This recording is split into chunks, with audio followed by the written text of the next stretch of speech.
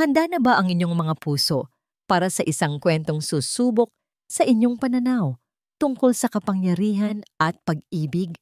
Halina't pakinggan natin ang isang salaysay na magpapatunay kung ano nga ba ang tunay na kayamanan sa mundo. Sinasabi nila na kayang bilhin ng salapi ang lahat. Pero paano kung ang mismong buhay na pinakaiingatan mo ay may presyong hindi kayang tumbasan ng kahit anong halaga? Dito magsisimula ang ating kwento. Ang bigat ng telepono sa kamay ni Rocco Montalban ay tila kasing bigat ng buong mundo.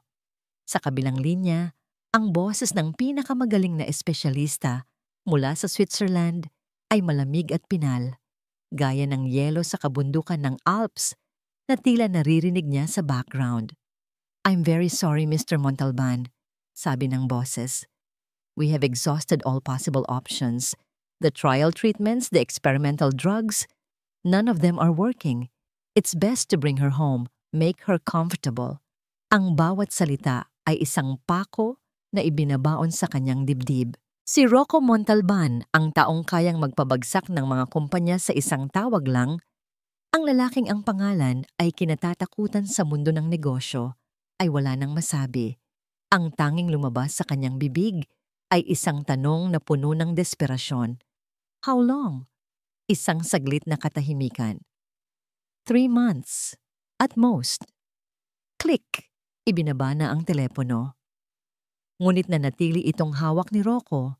Ang daliri niya ay nakadiin pa rin sa receiver.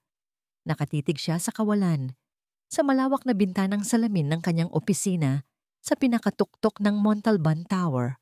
Mula doon, tanaw niya ang buong syudad. Isang syudad na tila pag-aari niya. Isang kahariang binuo niya mula sa dugo, pawis, at walang awang mga desisyon. Pero ngayon, ang lahat ng iyon ay walang kwenta. Ang mga nagtataasang gusali ay tila mga lapida. Ang mga ilaw ng sasakyan sa ibaba ay parang mga kandilang naglalamay. Binitiwan niya ang telepono. Gumawa yon ng malakas na kalabog sa ibabaw ng kanyang mamahaling mesa na gawa sa mahogany. Dahan-dahan niyang niluwagan ang kurbata sa kanyang leeg. Pakiramdam niya ay sinasakal siya nito. Sa isang iglap, ang opisina niyang simbolo ng kanyang kapangyarihan ay naging isang kulungan. Umuwi siya sa Villa Esmeralda na walang imik. Ang mga katulong ay yumuyuko sa kanyang pagdaan. Ramdam ang bigat at dilim na dala-dala ng kanilang amo. Hindi siya naghapunan. Dumiretso siya sa silid sa ikalawang palapag. Ang tanging maririnig sa loob ng kwarto ay ang mahinang tunog ng mga aparatos na medikal. Beep! Beep! Beep! Bawat tunog ay tila isang unti-unting pagpatak ng buhangin sa isang orasan, isang hatol na hindi na mababago. Sa gitna ng malawak na kama ay nakahiga si Tala, ang kanyang anak. Ang tanging tala sa madilim niyang kalawakan. Payapa ang mukha nito sa pagkakatulog. Ang mahahabang pilikmata ay tila mga pakpak ng paru-paro na nakadapo sa maputla nitong mga pisngi. Ang dating sigla at kulay sa mukha nito ay matagal nang pinawi ng sakit. Umupo si Rocco sa gilid ng kama. Hinaplos niya ang buhok ng anak, napakagaan, napakarupok. Sa buong buhay niya, lahat ng gusto niya ay nakukuha niya. Lahat ng problema ay nasosolusyonan ng pera. Isang sirang laruan, bibili ng bago. Isang masamang grado sa eskwela, kukuha ng pinakamagaling na tutor. Isang karibal sa negosyo, wawasakin niya ito. Pero itong sakit na unti-unting kumukuha sa buhay ng kanyang anak, ito ang unang kalaban na hindi niya matalo, hindi niya masuhulan, hindi niya matakot. Isang alon ng galit ang biglang bumuhos sa kanyang pagkatao. Galit na nagmula sa kawalan ng kapangyarihan. Tumayo siya. Napatingin siya sa isang mesang puno ng mga gamot. Sa isang galaw, iwinasiwas niya ang kanyang braso. Nagliparan ang mga bote ng gamot, mga syringe, mga chart. Nabasag ang mga babasagin sa sahig. Walang silbi. Sigaw niya, Ang boses niya ay umalingaw-ngaw sa katahimikan ng mansyon. Lahat ng pera ko, ang lahat ng koneksyon ko sa buong mundo. Para saan pa? Kung hindi ko kayang iligtas ang sarili kong anak? Sinipa niya ang isang upuan. Bumagsak ito ng malakas. Ang mga yaya at nurse na nagbabantay sa labas ay hindi nangahas pumasok. Tanging isang tao ang nanatiling nakatayo sa may pintuan, tahimik na nanonood. Ang mga mata ay puno ng awa at pag-unawa. Si Diwa Solis, ang kanilang matagal ng kasambahay, ang siyang nag-alaga kay Tala. Mula pa noong ito'y sanggol.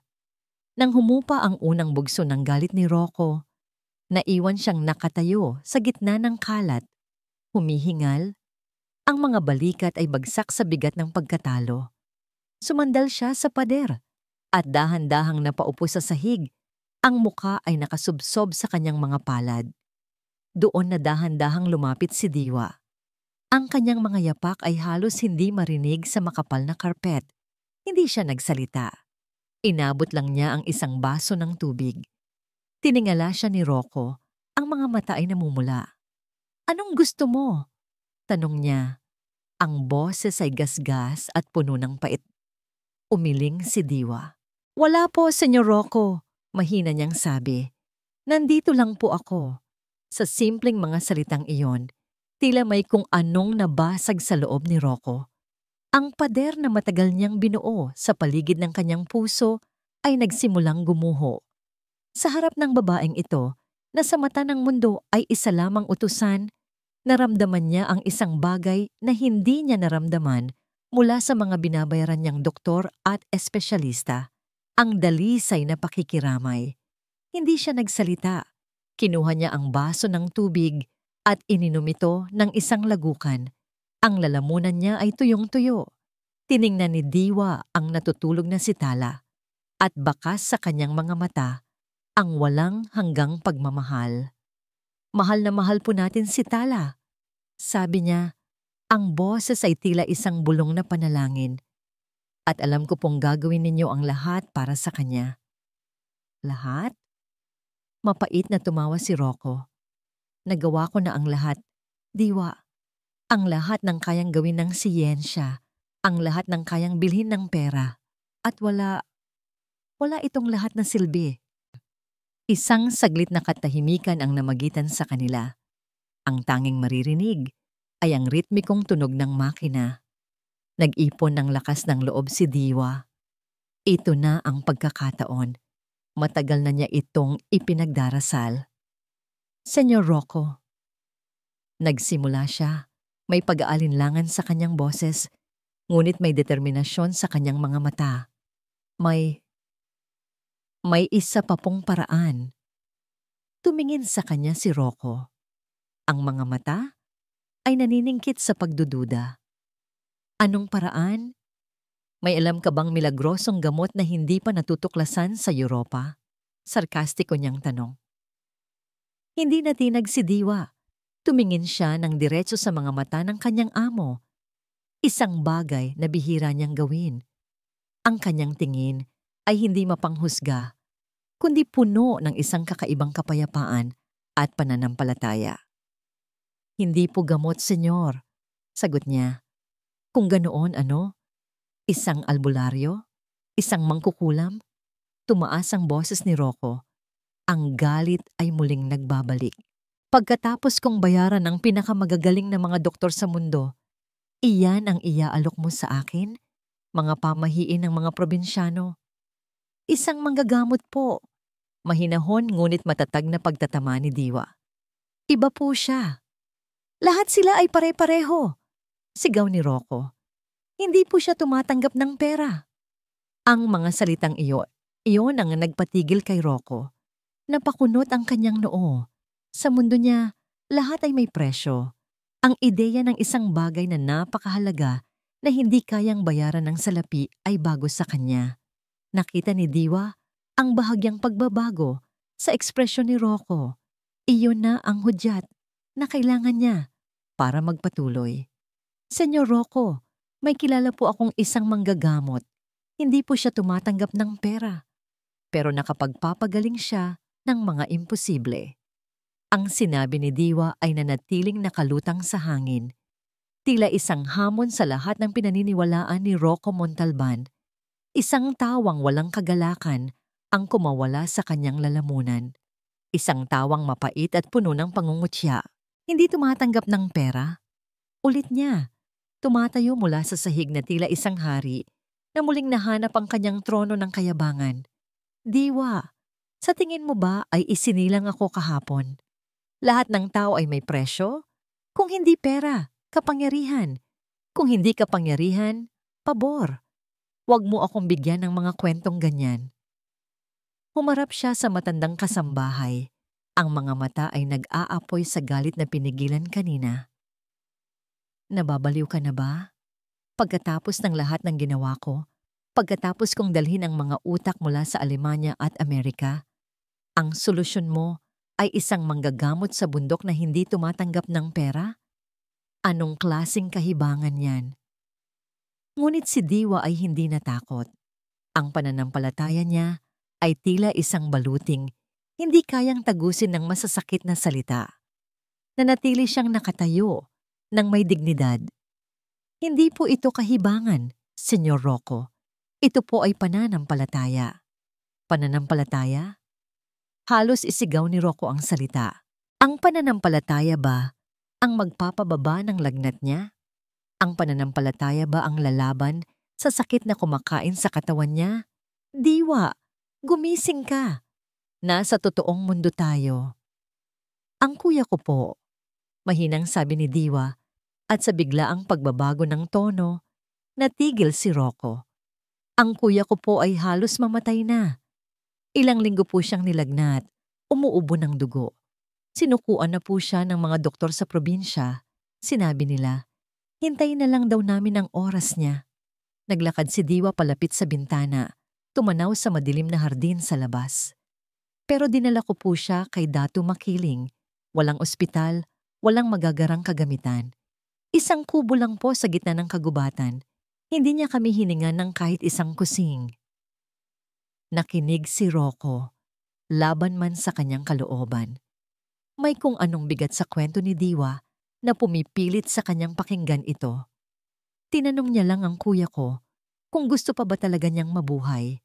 Tinanong niya kung handa ba siyang baguhin ang kanyang puso. Dahil sabi po niya, madalas, ang sakit sa katawan ay nagsisimula sa sakit ng kaluluwa. Nagpatuloy si Diwa.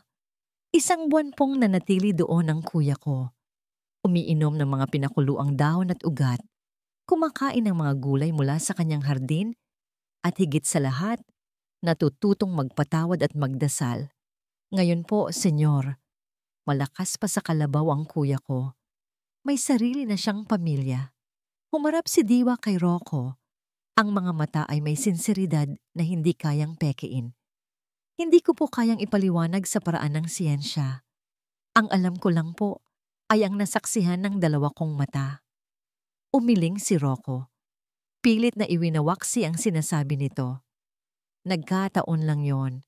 Baka hindi naman talaga ganoon kalubha ang sakit ng kapatid mo. Sinukuan na po siya ng mga doktor, Senyor. Giit ni Diwa. Katulad po ng ginawa nila kay Tala. Ang pagbanggit sa pangalan ng kanyang anak ay muling naghahatid ng kirot sa puso ni Rocco. Nag-iwas siya ng tingin. Ang pagdududa ay nakikipagbuno sa desperasyon sa loob niya. At sa sandaling iyon, tila dininig ng isang malupit na tadhana ang kanilang pagtatalo. Ang mahinang bip mo bip ng heart monitor ay biglang napalitan ng isang sunod-sunod at nakabibinging alarma. Isang matinis na tunog na tila pumupunit sa katahimikan ng gabi. Anong nangyayari? Sigaw ni Rocco. Mabilis na pumasok ang dalawang pribadong nurse. Ang kanilang mga mukha ay puno ng pagkasindak. Senyor, tumataas po bigla ang lagnat niya. Nanginginig siya. Napatingin si Rocco sa kama. At ang nakita niya ay nagpaguho sa natitira pa niyang tibay. Si Tala ay nangingisay. Ang maliit nitong katawan ay binabatak ng isang kumbulsyon na hindi makontrol. Ang mga mata nito ay nakadilat ngunit walang nakikita. Ang balat nito ay namumula at nag-aapoy sa lagnat. Gawin ninyo ang lahat! Utos ni Rocco. Ang boses ay nanginginig sa takot. Ginagawa na po namin, senyor. Nag-inject na kami ng gamot. Sagot ng isang nurse habang abala sa pag-asikaso kay Tala. Lumapit si Rocco sa kama. Hinawakan niya ang kamay ng anak para siyang humawak ng nagbabagang uling. Ang kanyang munting tala ay nasusunog mula sa loob. Pakiramdam niya ay inaagaw na ito mula sa kanya. At wala siyang magawa. Ang lahat ng yaman niya, ang lahat ng kapangyarihan niya ay naging abo sa harap ng tanawing iyon. Isa lang siyang ama, isang amang takot na nanonood habang ang kanyang anak ay nakikipaglaban sa kamatayan. Ang mga pader na kanyang ipinagtanggol, ang kanyang luhika, ang kanyang pag-aalinlangan, lahat ay gumuho. Ang ilang minutong yon ay tila isang walang hanggang impyerno. Ngunit sa huli, dahan-dahang humupa ang pangingisay ni Tala. Bumagal ang nakatatakot na tunog ng makina at bumalik sa dati nitong ritmong mahina. Naiwan si Tala na pagod na pagod. Ang paghinga ay mababaw. Basang-basa ng pawis. Nakaligtas siya. Sa ngayon. Nang masigurong stable na ang bata, lumabas ang mga nurse para i-update ang doktor sa telepono. Naiwan muli si Rocco at Diwa sa silid kasama ang humihingal na si Tala. Nanatiling nakatayo si Rocco sa tabi ng kama, nakatitig sa anak. Ang kanyang mga tuhod ay nanghihina. Ang kanyang puso ay dumudugo. Pagkatapos ng mahabang katahimikan, nagsalita si Rocco'y hindi tumitingin kay Diwa. Ang boses niya ay iba na. Wala na ang galit, wala na ang yabang. Ang natira na lang ay ang tinig ng isang taong talunan. Isang taong isinuko na ang lahat. Sabihin mo sa akin ang lahat, sabi niya. Ang boses ay halos pabulong sa dilim. Sabihin mo sa akin ang lahat tungkol sa Datu Makiling na yan. Lumingon siya kay Diwa. Ang mga mata ay puno ng isang desperasyong handang kumapit kahit sa pinakamaliit na sinulid ng pag-asa. Ihahanda ko ang helicopter, aalis tayo ng palihim ngayong gabi. Ang ugong ng helicopter ay isang mabigat na awit sa pandinig ni Diwa. Nakaupo siya sa loob ng marangyang sasakyang panghimpapawid, katapat ni Senyor Rocco, habang si Tala ay mahimbing na natutulog sa isang espesyal na higaan sa ilalim ng impluensya ng gamot pampakalma na ibinigay ng nurse bago sila umalis. Sa bawat pag-ikot ng Elisi, dasal ang binibigkas ng puso ni Diwa, dasal ng pasasalamat dahil pinakinggan siya ng kanyang amo, at dasal ng pangamba na sana ay tama ang kanyang desisyon. Alam niyang isinugal niya ang lahat sa alok na ito, ang kanyang trabaho, ang tiwala ng pamilya Montalban, at higit sa lahat, ang huling hibla ng pag-asa para kay Tala. Mula sa bintana, pinanood niya ang mga ilaw ng syudad na unti-unting lumiliit hanggang sa maging parang mga bituin na naiwan sa lupa. Pagkatapos ay kadiliman na ang bumalot sa kanila, isang kadilimang paminsan-minsan ay binabasag ng isang maliit na ilaw mula sa isang bahay sa gitna ng kawalan. Ito ang mundo niya, ang mundong iniwan niya para maglingkod sa Villa Esmeralda. Ngayon, babalikan niya ito, dala-dala ang kanyang amo na hari ng syudad. Tumingin siya kay Senyor Rocco. Tahimik lang itong nakatingin sa labas. Ang muka ay matigas, ang panga ay mahigpit na nakatikom. Hindi mabasa ni Diwa ang iniisip nito. Galit ba ito? Nagsisisi? O takot lang talaga? Gaya niya? Mula nang magdesisyon itong umalis, wala na itong gaanong sinasabi. Tila isang taong tumalon mula sa isang mataas na bangin at ngayon ay naghihintay na lang bumagsak. Naalala ni Diwa ang mga babala ng kanyang kuya. Naalala niya ang mga salita ni Datu Makiling noong huli niya itong nakausap para humingi ng tulong. Ang sakit ay guro, sabi ng Datu. At ang paggaling ay isang paglalakbay na kailangang lakarin ng may sakit. at ng mga nagmamahal sa kanya. Panginoon, naisip ni Diwa, sana po ay bigyan ninyo ng lakas si Senyor Rocco na lakarin ang paglalakbay na ito. Sana po ay palambutin ninyo ang kanyang puso. Pagkatapos ng halos 2 oras na biyahe, nagsimula nang bumaba ang helicopter. Bumungad sa kanila ang isang madilim at masukal na kabundukan. Bumaba sila sa isang maliit na espasyo sa gilid ng isang baryo. Hindi isang helipad, kundi isang patag na lupa lang na halatang madalang gamitin. Pagbukas ng pinto, isang malamig na hangin ang sumalubong sa kanila. Dala ang amoy ng basang lupa, mga nabubulok na dahon at mga bulaklak ng gabi. Ibang-iba sa hangin ng syudad na amoy usok at pagmamadali. Dito na yon? Tanong ni Rocco. Baka sa boses ang pagkainis habang maingat siyang bumababa sa medyo maputik na lupa. Ang kanyang sapatos na Italiano na nagkakahalaga ng sweldo ni Diwa ng 1 taon ay agad na bahiran ng putik. Isang lalaking may salakot at lampara ang lumapit sa kanila. Magandang gabi po. Kayo po ba ang mga bisita ni Datu Makiling? Kami nga, sagot ni Diwa. Mang Lito, salamat po sa paghihintay. Tinulungan sila ni Mang Lito na maingat na maibaba si Tala. Si Senyor Rocco ay hindi mapakali. Palingalinga sa paligid, ang mga tunog ng kuliglig at iba pang mga insekto sa gabi ay tila nakakairita sa kanyang pandinig. Gaano pa kalayo mula rito? Tanong ni Rocco.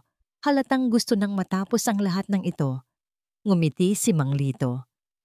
Hindi po nasusukat sa layo ang paglalakbay papunta kay Datu, Senyor. Magalang niyang sagot. Nagsisimula pa lang po tayo. Binalingan niya si Diwa. Naipaliwanag mo na ba sa kanya, Diwa, na si Datu Makiling? Iba po siya. Hindi po siya tumitingin sa laman ng bulsa. Ang tinitingnan niya ay ang laman ng puso. Napatingin si Diwa kay Rocco. Nakita niya ang pagkunot ng noo nito. Isang senyales ng pagkayamot. Nanalangin si Diwa na sana ay magtimpi ito. Tara na. Walang ganang sabi ni Rocco.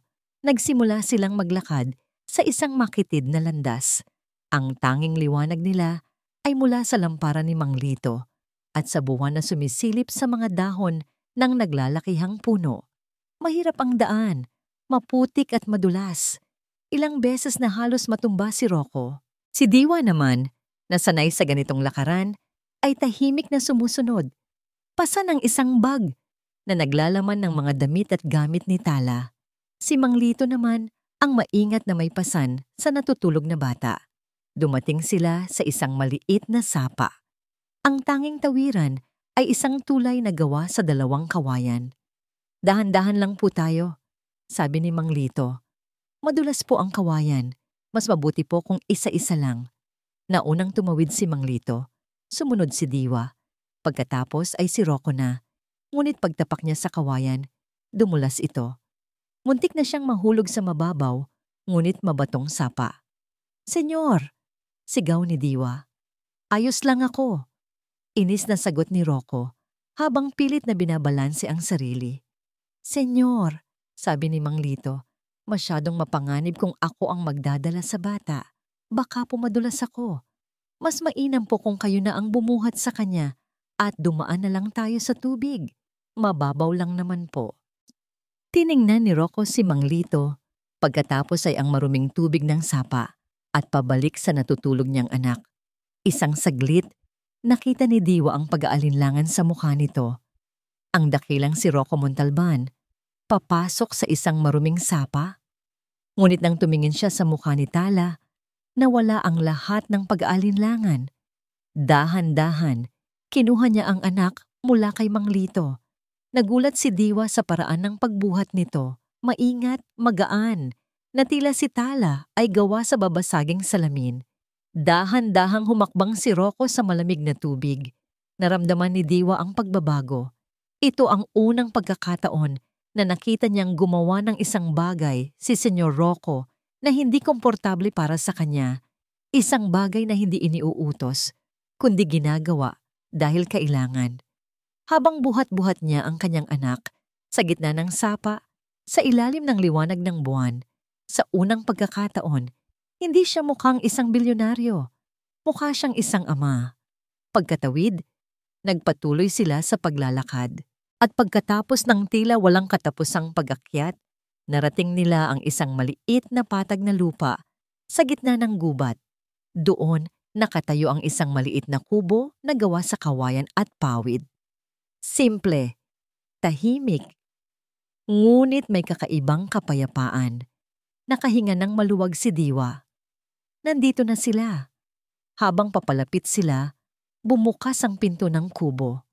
Isang anino ang lumabas at tumayo sa liwanag ng lampara. Isang lalaking nasa katanghalian na ang edad, payat ang pangangatawan, nakasuot lang ng simpleng kamiseta at pantalon. Ang buhok niya ay medyo mahaba na at may mga puti na, ngunit ang kanyang mga mata ay tila nakikita ang lahat, malalim at puno ng isang karunungang hindi natututunan sa mga libro. Si Datu Makiling, hindi niya pinansin si Diwa o si Mang Lito. Ang kanyang mga mata ay diretso at nakatutok kay Rocco Montalban na nakatayo roon. May bakas ng putik sa mamahaling pantalon at pasan-pasan pa rin ang kanyang munting anak. Tumayo si Datu Makiling sa harap nila. Ang kanyang mukha ay seryoso. Walang bati ng pagtanggap. Walang anumang formalidad. Tiningnan niya si Rocco mula ulo hanggang paa. Tila sinusuri hindi ang panlabas na anyo, kundi ang nilalaman ng kanyang pagkatao. At pagkatapos ng isang mahabang katahimikan na tila mas mabigat pa kaysa sa buong paglalakbay, nagsalita si Datu Makiling. Ang boses niya ay kalmado, ngunit may bigat at kapangyarihan. Hindi ko kailangan ng iyong pera, sabi niya. Ang mga mata ay nakatitig ng diretso kay Rocco. Ang kailangan ko ay ang iyong kaluluwa. Ang mga salitang yon, ang kailangan ko ay ang iyong kaluluwa, ay tumama kay Rocco na parang isang sampal. Sa loob ng ilang segundo, hindi siya nakapagsalita. Nakatitig lang siya sa lalaking nasa harap niya, isang payat na ermitanyo na nangangahas magbigay ng ganoong klaseng pahayag sa kanya. Pagkatapos ng pagkabigla, ang pumalit ay ang pamilyar na pakiramdam na laging nagsisilbing panangga ni Rocco. Ang sarkasmo, ang kaluluwa ko? Sabi niya, may bahagyang ngisi sa kanyang mga labi. Magkano ang presyo niyan sa market ngayon, Datu? Sabihin mo lang. Pipirma ako ng tseke, kahit anong halaga. Inaasahan niyang makakakita ng reaksyon, pagkagulat o kaya'y pagkagahaman. Ngunit ang mukha ni Datu Makiling ay nanatiling kalmado, tila isang lawa na hindi natitinag ng batong ipinukol dito.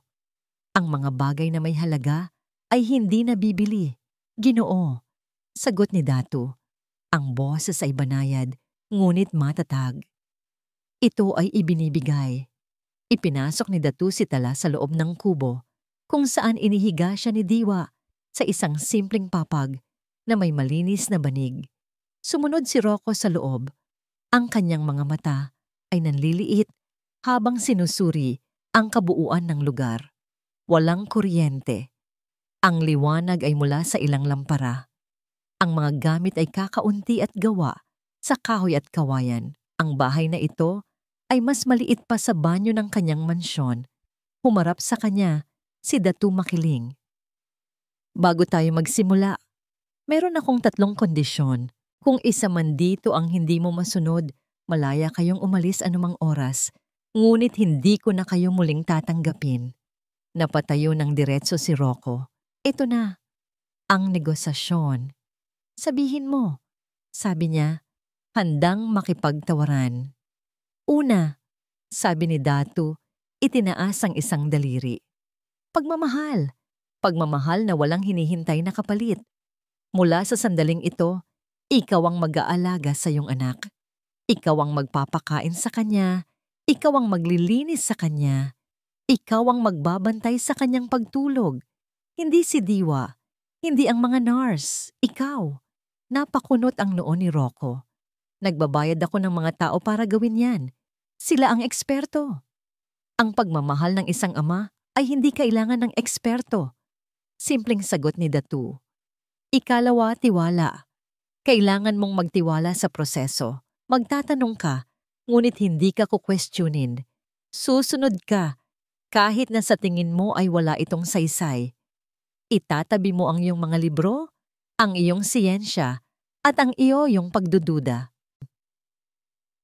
Paano ako magtitiwala sa isang bagay na hindi ko naiintindihan? Protesta ni Rocco. Iyon mismo ang kahulugan ng tiwala, sabi ni Datu. At ang panghuli, at ang pinakamabigat sa lahat, pagsunod. Sa lahat ng ipagagawa ko, susunod ka ng walang reklamo. Susunod ka ng may pagpapakumbaba. Halos matawa si Rocco. Pagpapakumbaba? Siya, ang CEO ng Montalban Corporation? Ang taong nagpapatakbo ng isang imperyo? Makinig ka, sabi ni Rocco. Nawawala na ang kanyang pasensya. Hindi ako utusan. Sabihin mo na lang kung anong kailangan mong donasyon sa baryo ninyo. Isang eskwelahan? Isang klinika? Ibibigay ko. Huwag na nating daanin sa mga paligoy-ligoy na ito. Umiling si Datu. Hindi ang baryo ang may sakit, Ginoo. Ang anak mo. At marahil, pati ikaw. Walang nang nagawa si Rocco. Nakulong siya sa sitwasyong ito. Ang desperasyon niya para kay Tala, ang siyang rehas na pumipigil sa kanya na talikuran ang lahat ng ito at umalis. Sige, pinal na sabi niya. Tila isang taong lumunok ng lason. Ano ang una kong gagawin? Tumingin si Datu kay Tala na natutulog pa rin. Gutom na ang iyong anak. Oras na para sa kanyang hapunan. Magluto ka ng lugaw. Ano? Lugaw? Ulit ni Datu. May bigas doon sa banga. May luya at asin sa lalagyan. Mayroon ding apoy sa labas. Sige na. Naiwang nakatayo si Rocco, hindi makapaniwala. Siya? Magluluto? Napatingin siya kay Diwa, naghahanap ng tulong. Agad namang kumilos si Diwa. Ako na po, Datu. Hindi, putol ni Datu. Hindi man lang lumilingon. Ito ay pagsubok para sa kanya, hindi para sa'yo, Diwa. Walang nagawa si Diwa, kundi tumango at manatili sa kanyang kinatatayuan. Naiinis na lumabas si Rocco patungo sa dapugan. Sa buong buhay niya, ang pinakamalapit na nagawa niya sa pagluluto ay ang mag-utos sa isang 5-star chef. Ngayon, kaharap niya ang isang palayok na ulingin at ilang piraso ng kahoy. Longong-longo siya. Paano sisindihan ang apoy? Paano huhugasan ng bigas? Gaano karaming tubig ang ilalagay? Bawat simpleng hakbang ay tila isang komplikadong corporate merger. Pagkatapos ng ilang subok, nagawa niyang sindihan ang apoy, ngunit masyado itong malakas. Isinalang niya ang palayok na may bigas at tubig at luya. Pagkalipas ng ilang minuto, naamoy niya ito. Ang amoy ng sunog. Tutong. Ang amoy ng tutong na kanin. Sa isang iglap, bumalik sa kanya ang isang alaala na matagal na niyang ibinaon sa limot. Isang batang Rocco sa isang maliit at masikip na kusina.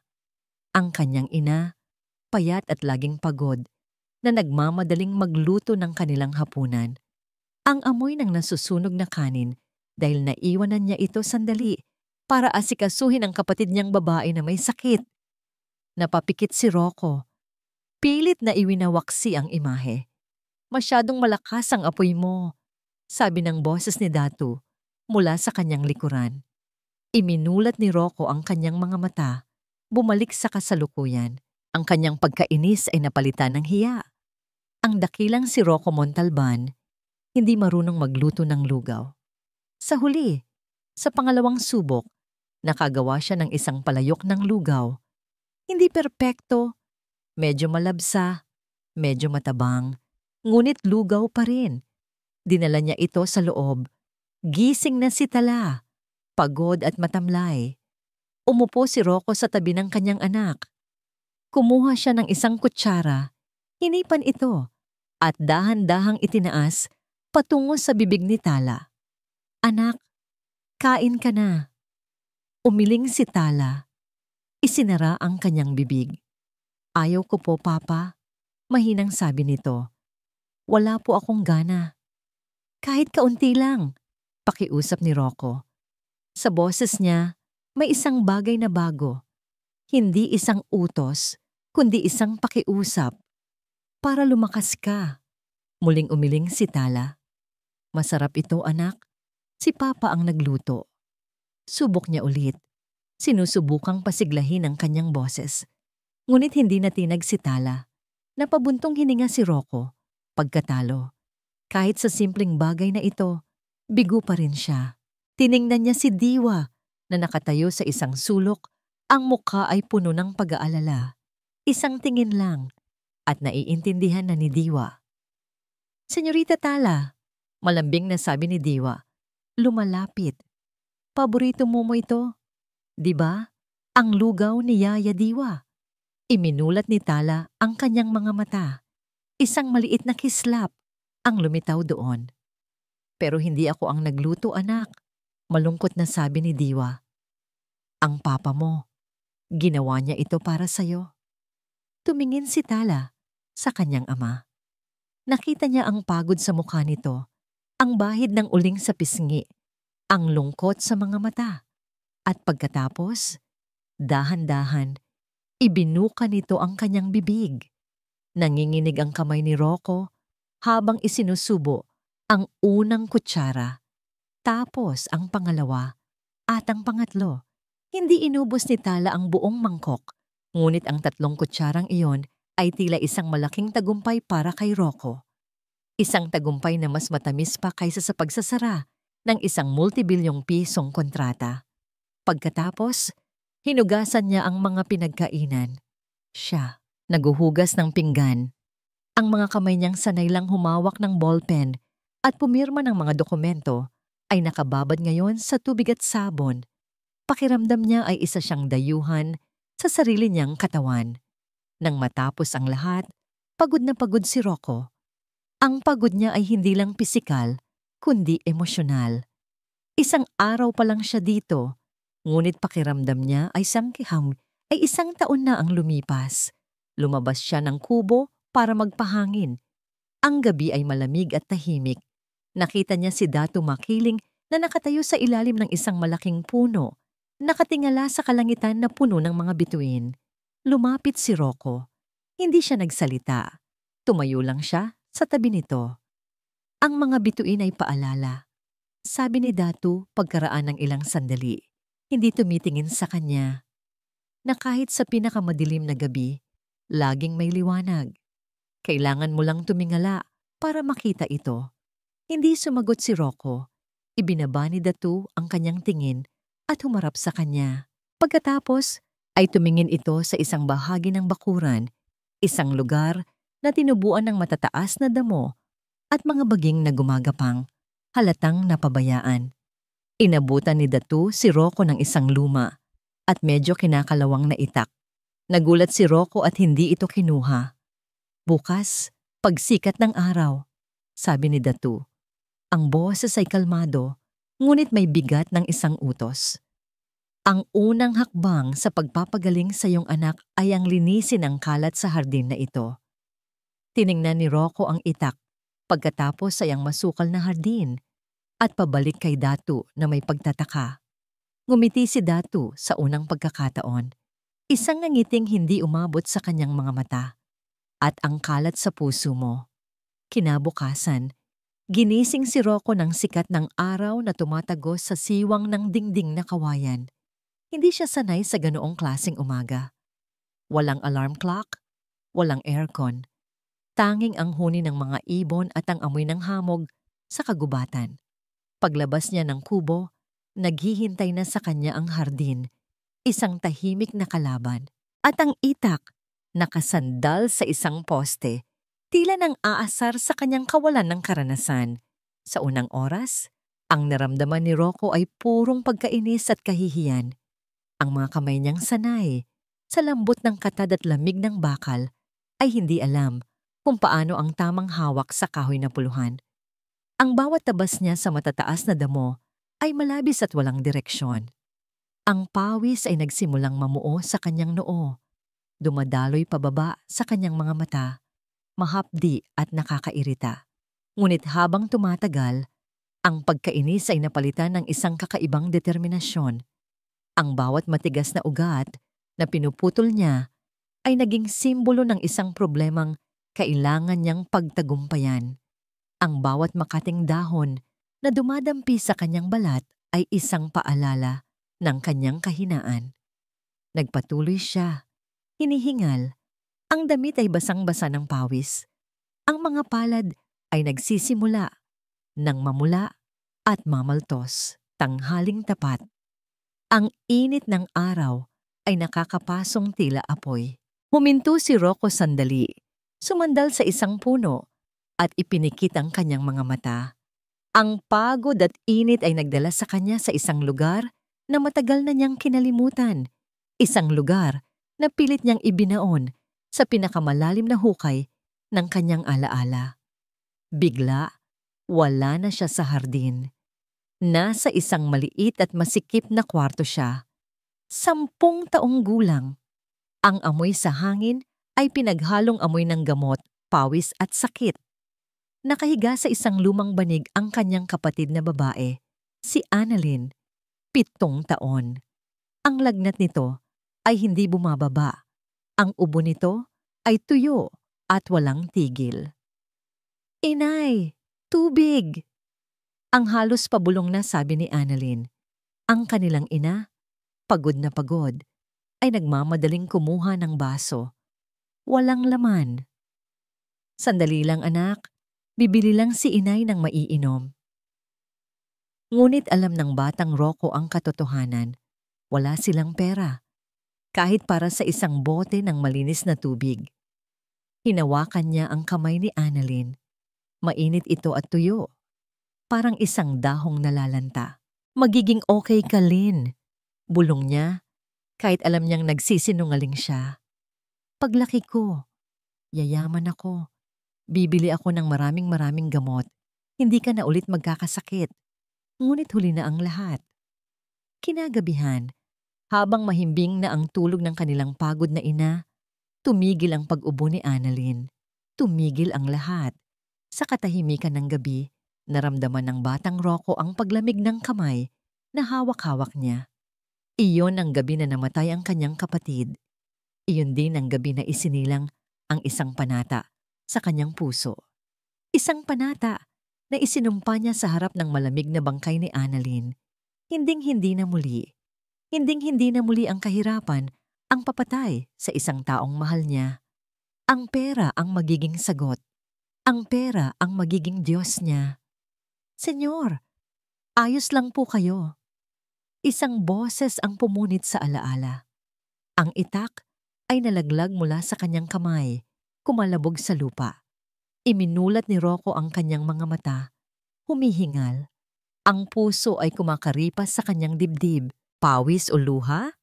Hindi niya alam kung ano ang dumadaloy sa kanyang pisngi. Nasa harap niya si Diwa. May dalang isang banga ng malamig na tubig. Ang mukha ay puno ng pag-aalala. "Pawis lang ito." Mabilis na sagot ni Rocco. Pinupunasan ang kanyang mukha gamit ang braso. Kinuha niya ang itak mula sa lupa. Ngunit ngayon, ang bawat pagtabas niya ay may kasamang bigat. Ang bawat damong pinuputol niya ay tila isang multo mula sa nakaraan. Ang hardin ay hindi na lang isang hardin. Ito ay naging isang libingan ng mga alaala. Nagpatuloy siya ng walang tigil. Ang galit na naramdaman niya kanina ay napalitan ng isang uri ng bagsik na nagmumula sa kalungkutan. Tinabas niya ang mga baging na tila mga ahas na pumupulupot sa kanyang mga binti. Hinukay niya ang mga ugat na tila mga tanikala na nagbaon sa kanya sa lupa. Hindi na ito tungkol sa pagsunod kay Datu. Ito ay naging isang personal na laban, isang pakikipagtuos sa kanyang sariling mga demonyo. Kinagabihan, habang kumakain sila ng simpleng hapunan na gulay at kanin, si Datu makiling ang bumasag sa katahimikan. Minsan, May isang malaking puno sa gitna ng gubat. Nagsimula si Datu, na tila nagkukwento lang sa hangin. Napakataas nito, napakalago ng mga dahon. Sinasalo nito ang lahat ng sikat ng araw. Ang mga ugat nito ay napakalakas. Sinisipsip nito ang halos lahat ng tubig at sustansya mula sa lupa. Napatigil sa pagsubo si Rocco. Nakikinig siya. Dahil sa kanya, patuloy ni Datu, ang mga maliliit na halaman sa paligid niya ay hindi lumaki. Naging bansot sila. Ang iba ay natuyo at namatay. Akala ng malaking puno, ito ang tanda ng kanyang lakas.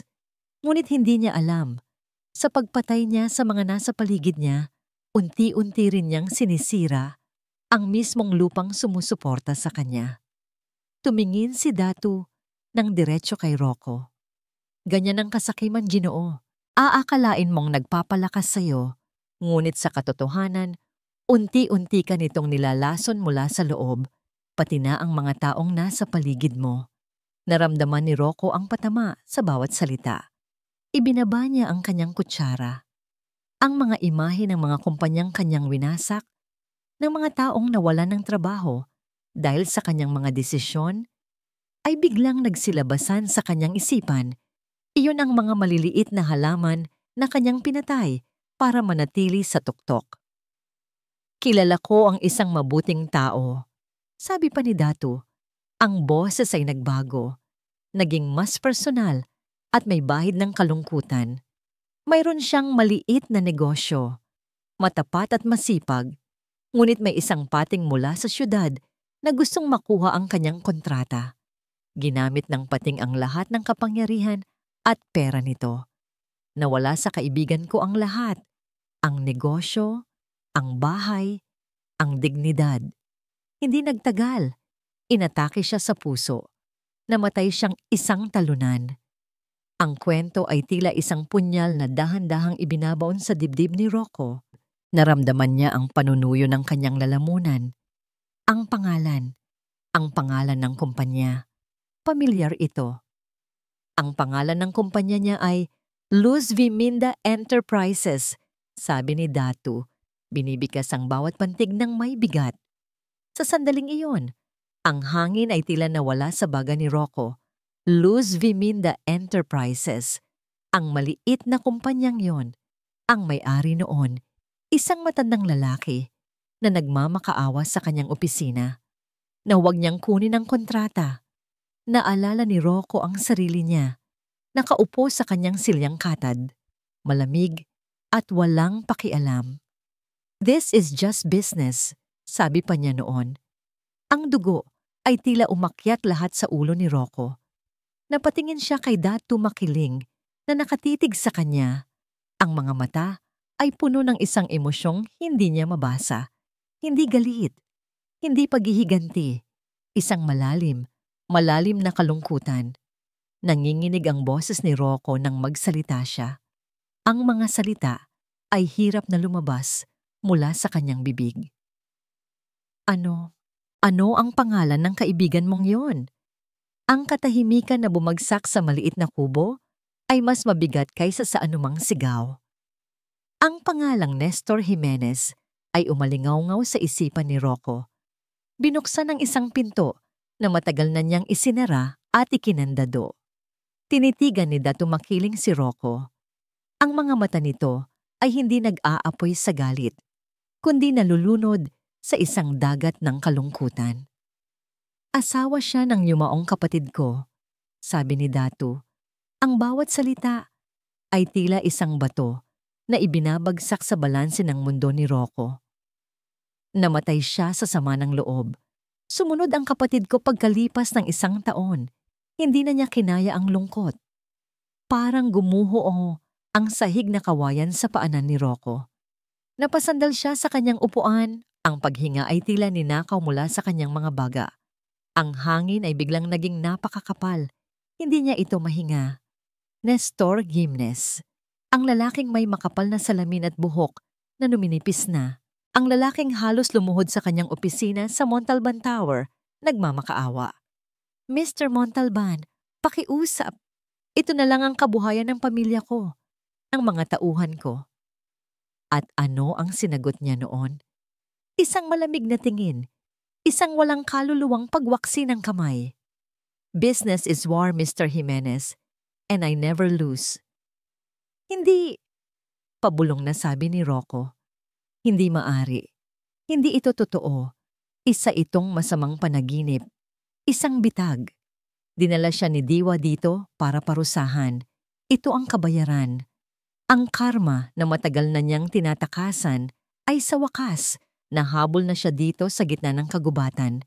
Biglang tumayo si Rocco, natabig ang kanyang upuan na gumawa ng malakas na ingay. Ang kanyang mukha ay puno ng pagkasuklam at takot. Ito ba yon? Ito ba ang plano ninyo? Isang paghihiganti? Sigaw niya, ang boses ay basag. Napatingin siya kay Diwa na nakatayo sa gilid, ang mukha ay namumutla. Halatang nabigla rin sa revelasyon. Hindi, senyor. Wala po akong alam. Huwag kang magsinungaling, putol ni Rocco. Aalis na kami. Aalis na kami dito. Nagsimula siyang maglakad patungo sa silid kung nasaan si Tala, handang kunin ang anak, at tumakbo palayo sa lugar na ito. Palayo sa multo ng kanyang kasalanan. Ngunit pagdating niya sa pintuan, natigilan siya. Sa liwanag ng lampara, nakita niya ang payapang mukha ni Tala habang natutulog. Ang munting dibdib nito na marahang tumataas baba sa bawat paghinga. Ang kanyang anak. Ang dahilan kung bakit siya narito. Kung aalis siya, saan siya pupunta? Pabalik sa mga doktor na sumuko na? Pabalik sa isang hatol ng kamatayan? Napahawak siya sa hamba ng pinto. Ang kanyang mga tuhod ay nanghihina. Wala siyang mapupuntahan. Nakakulong siya sa pagitan ng isang nakaraang hindi niya matatakasan at isang hinaharap na hindi niya kayang harapin. Dahan-dahan, napaluhod siya. Ang lakas ay tuluyang nawala sa kanyang katawan. Doon, sa sahig ng maliit na kubo, ang makapangyarihang si Rocco Montalban ay gumuho. Naiwan siyang mag-isa sa kanyang pagdurusa. Si Datu at Diwa ay tahimik na lumabas. Binigyan siya ng espasyo. Hindi niya alam kung gaano siya katagal na nakaluhod doon. Ang isipan ay isang magulong bagyo ng pagsisisi, galit at kahihiyan. Nang sa wakas ay makahanap siya ng lakas para tumayo, lumabas siya. Nakita niya si Diwa na nakaupo sa isang troso malapit sa namamatay na baga ng apoy. Nilapitan niya ito. Ang yabang sa kanyang tinig ay wala na. Napalitan ng isang pagod na pag-amin. Totoo ang lahat ng sinabi niya, sabi ni Rocco. Hindi makatingin ng diretso. Ako ang pating sa kwento niya. Ako ang sumira kay Nestor Jimenez. Ako ang pumatay sa kanya. Inaasahan niyang makakakita ng pagkamuhi o pandidiri sa mga mata ni Diwa. Ngunit ang nakita niya ay awa. Hindi ko po alam, senyor. Patawad po. Mahinang sabi ni Diwa. Wala kang kasalanan, sabi ni Rocco. Pagkatapos ay ikinuwento niya ang lahat.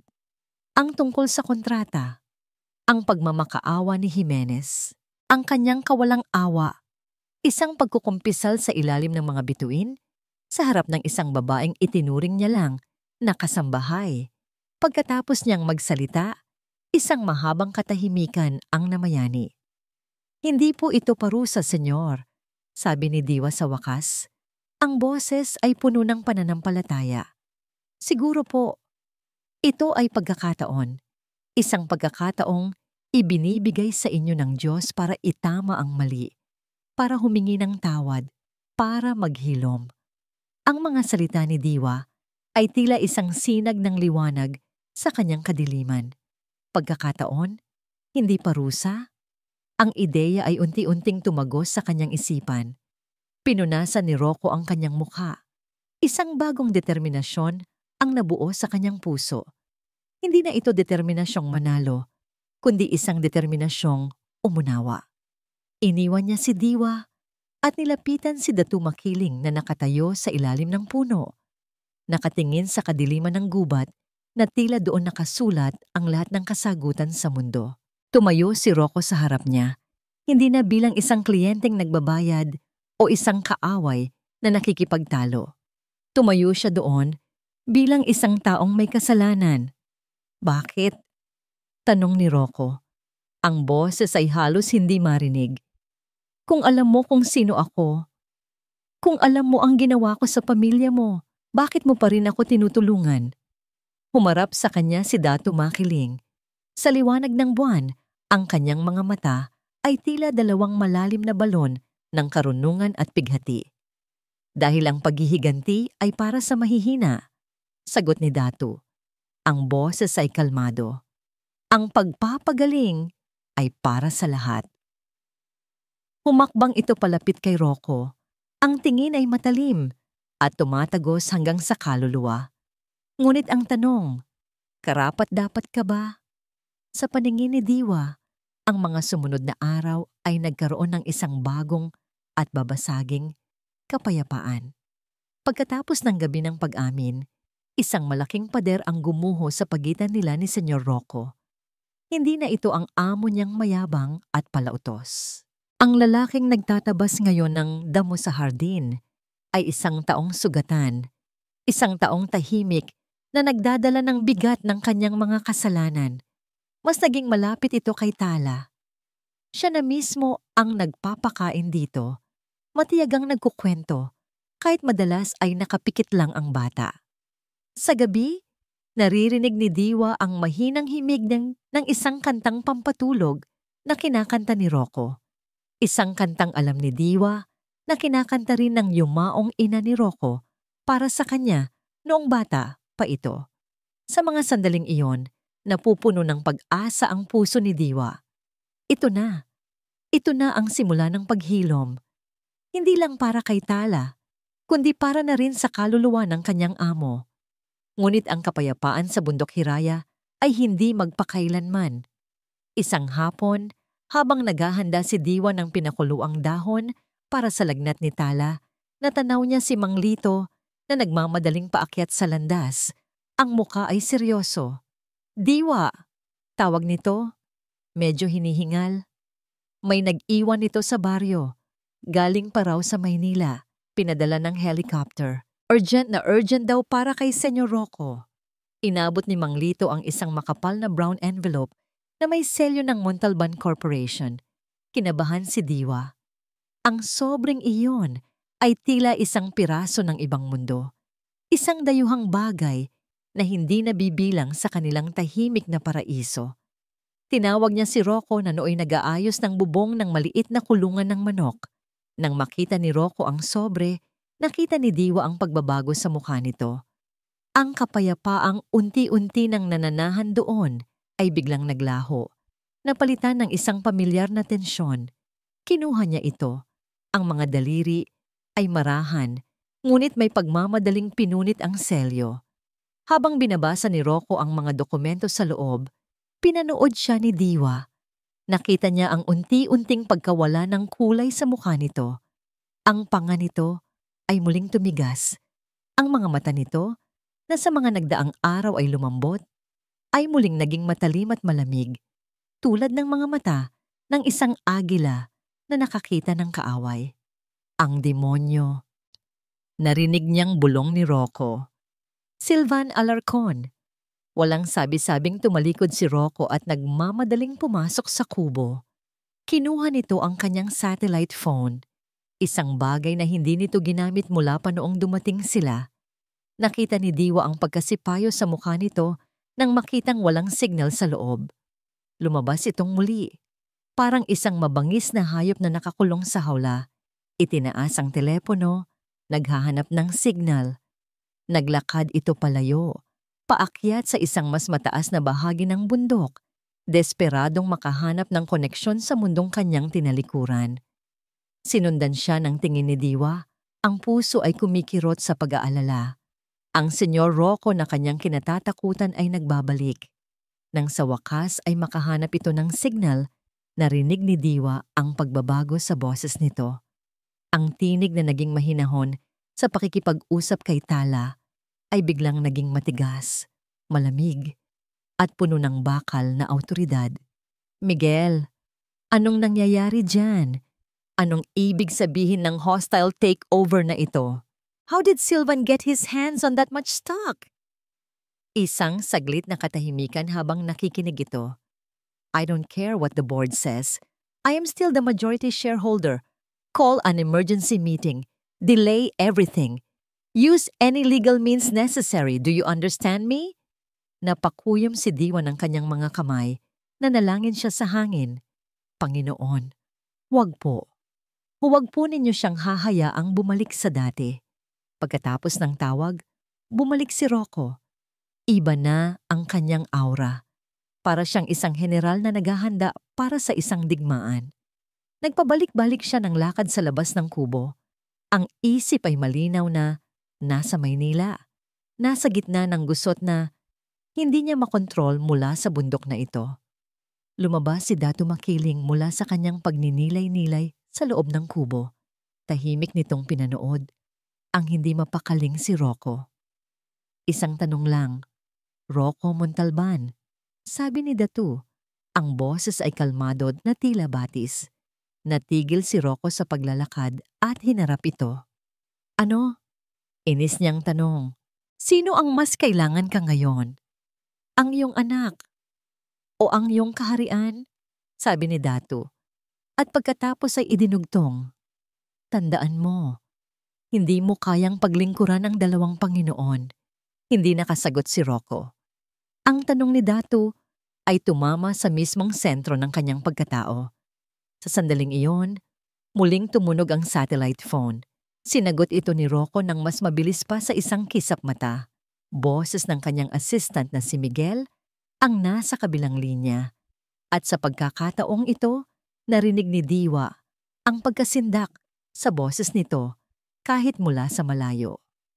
Senyor, masyadong mabilis ang mga pangyayari. Ginagamit ni Alarcon ang pagkawala mo laban sa'yo. Sinasabi niyang, pinabayaan mo na ang kumpanya. Bumagsak ang stock natin. Marami sa board ang kumakampi na sa kanya.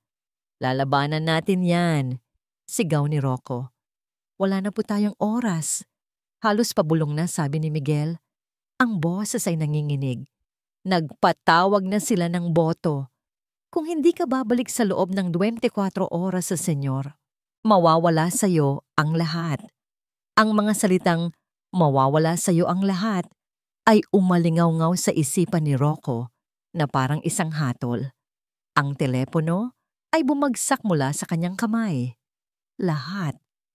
Ang imperyong binuo niya mula sa wala. Ang toreng nagtataglay ng kanyang pangalan. Ang simbolo ng kanyang lakas, ng kanyang pagkatao, ng panatang binitiwan niya sa harap ng kanyang namatay na kapatid. Mawawala. Sa isang iglap, ang kalmadong kagubatan ay naging isang kulungan. Ang sariwang hangin ay naging mabigat at nakakasakal.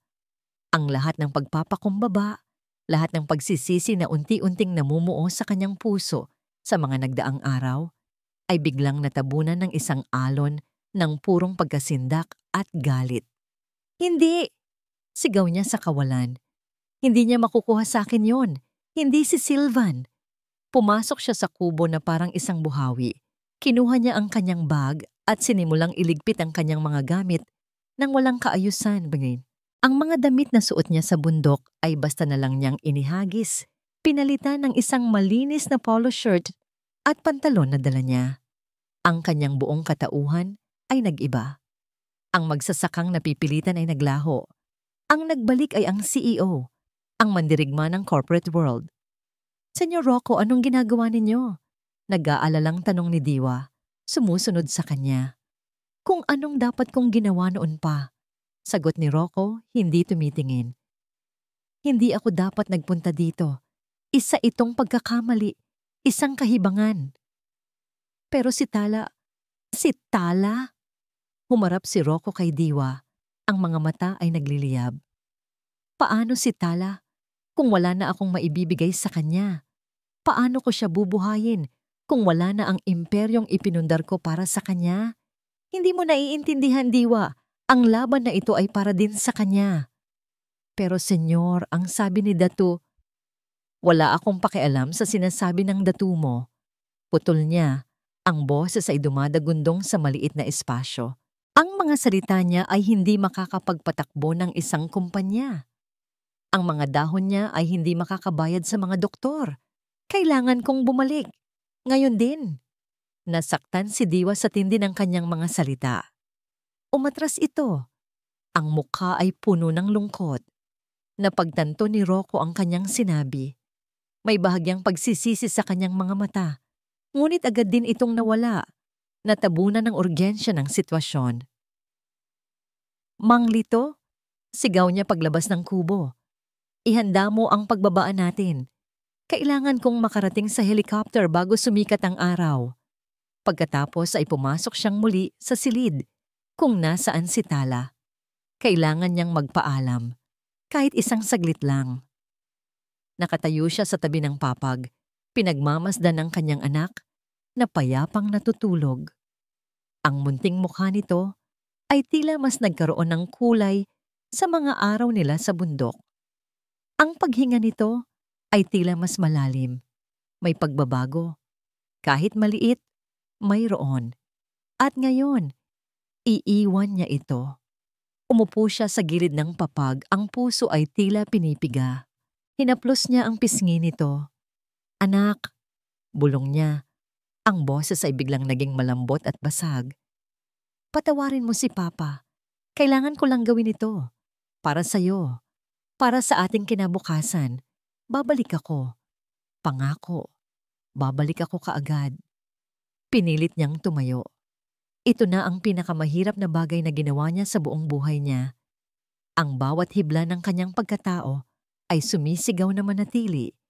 Ngunit ang tinig ng kanyang panata, ang multo ng kahirapan, ang mukha ng kanyang kaaway, na si Silvan Alarcon, ay mas malakas. Tumalikod na siya. Isang hakbang, dalawa. Malapit na siya sa pinto. Papa, isang salita. Halos isang bulong lang. Ngunit para kay Rocco, iyon ang pinakamalakas na tunog na narinig niya sa buong mundo. Natigilan siya. Hindi siya makagalaw. Dahan-dahan, lumingon siya. Nakadilat ang mga mata ni Tala. Hindi malinaw. Medyo inaantok pa. Ngunit nakatingin ito sa kanya. Pagkatapos, dahan-dahan, itinaas nito ang kanyang maliit at payat na kamay, iniabot sa kanya. Papa? Ulit nito, mas malinaw ngayon. Isang simpleng salita na sa mga nagdaang linggo ay halos hindi na nito kayang bigkasin. Ang salitang yon ang gumiba sa lahat ng pader na muling itinayo ni Rocco sa paligid ng kanyang puso. Ang kanyang kaharian, ang kanyang korona, ang kanyang digmaan, lahat ay naglaho. Ang tanging nakikita na lang niya ay ang kanyang anak, ang kanyang munting Tala na nangangailangan sa kanya, hindi ng kanyang pera, hindi ng kanyang kumpanya, kundi siya. Ang kanyang pag-aaruga, ang kanyang pagmamahal. Lumuhod siya sa tabi ng papag at hinawakan ang maliit na kamay na nakaabot sa kanya. Mainit ito. May buhay. Tiningnan niya ang mga mata ni Tala at pagkatapos ay tumingin siya sa direksyon ng pintuan, ang daan palabas, ang daan pabalik sa kanyang trono, sa kanyang kapangyarihan. Nakatayo siya sa pagitan ng dalawang mundo. Sa isang banda, ang korona na pinaghirapan niya buong buhay. Sa kabilang banda, ang puso na ngayon lang niya natututunang buksan. At ang oras ay paubos na. Ang init ng kamay ni Tala ay isang angkla na pumipigil kay Rocco na tuluyang tangay ng alon ng kanyang ambisyon. Bawat segundo na hawak niya ito, nararamdaman niya ang unti-unting paghupa ng bagyo sa kanyang dibdib. Ngunit kasabay nito naririnig niya ang walang tigil na pagtakbo ng orasan sa kanyang isipan. 24 na oras, 23 oras, ang bawat pagtibok ng kanyang puso ay isang segundong nawawala. Nakatitig siya sa mukha ng kanyang anak, naghahanap ng sagot na hindi niya mahanap sa sarili. Manatili at panoorin ang pagguho ng lahat ng kanyang pinaghirapan, umalis, at iwan ang nag-iisang liwanag sa kanyang buhay sa panahong pinakakailangan siya nito? Sa gitna ng kanyang pag-aalinlangan, naramdaman niya ang isang bahagyang panginginig sa kamay ni Tala. Sinundan ito ng isang mahinang pag-ubo, hindi isang ordinaryong ubo. Isang tunog na, tila may kumakalampag sa loob ng munting dibdib nito, mahina at basag. Biglang bumilis ang tibok ng puso ni Rocco. Anak, Tala? Muling umubo si Tala at sa pagkakataong ito, mas malakas. Ang init sa kamay nito ay tila lalong tumindi. Nag-aapoy. Senyor! Sigaw ni Diwa na kanina pa tahimik na nagmamasid. Lumapit ito at sinapo ang noo ni Tala. Ang lagnat niya, bumabalik ng mas mataas. Sa isang iglap, ang katahimikan ng kubo ay napalitan ng tensyon. Si Tala, na kanina lang ay nagpakita ng bahagyang paglakas, ay biglang bumagsak. Ang paghinga nito ay naging mababaw at mabilis. Ang kulay sa pisngi nito ay nawala. Napalitan ng isang maputlang-maputla na kulay. Anong nangyayari? Sigaw ni Rocco. Ang pagkasindak ay bumabalik ng may doble-dobleng lakas. Sa sandaling iyon, lumabas si Dato Makiling mula sa isang silid. Ang mukha ay seryoso at ang mga mata ay nakatutok hindi kay Tala, kundi kay Rocco.